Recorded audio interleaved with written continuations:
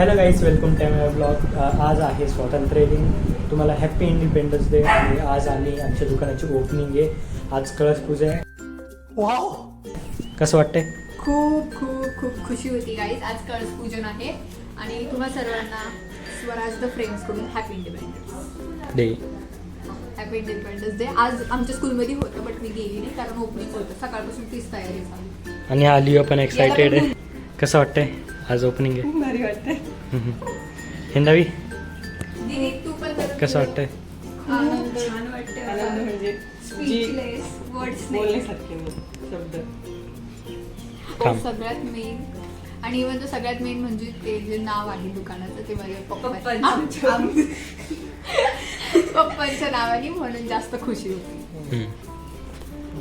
तर गाईज आम्ही दुकानावर आलो आहे आता.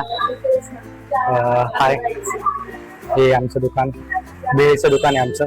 काहीच इथं काहीच केलेलं नाहीये, म्हणजे फुलं वगैरे लावलेले नाहीये, तर आम्ही करणार आहोत. हां,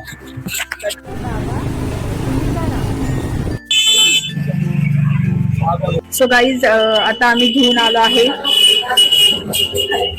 सॉरी कट. तर गाईज आम्ही घेऊन आलो आहे बलून्स आणि डबल साइडेड टेप आणि आता आम्ही डेकोरेट करणार आहे इथं. थोडस जेवढं जमेल तेवढं. रांगोळी पण काढायची अजून. आणि दीदी फुगू राहिली. Let's go. तर गाईज आम्ही इथे 2 फुगे लावले आणि हिंदवी म्हणते बाहेर बाहेर पण लावले. हिंदवी दाखवतो, मला दाखवतो. ओ ओ ओ ओ, इथं एक लावलंय आणि तिकडे लावलंय. आणि लिओला पण आणलंय आम्ही. लिओ इथं झोपलाय, त्याला फॅन लावून दिलाय कारण तो खूप वेळ ओरडत होता ना, म्हणून.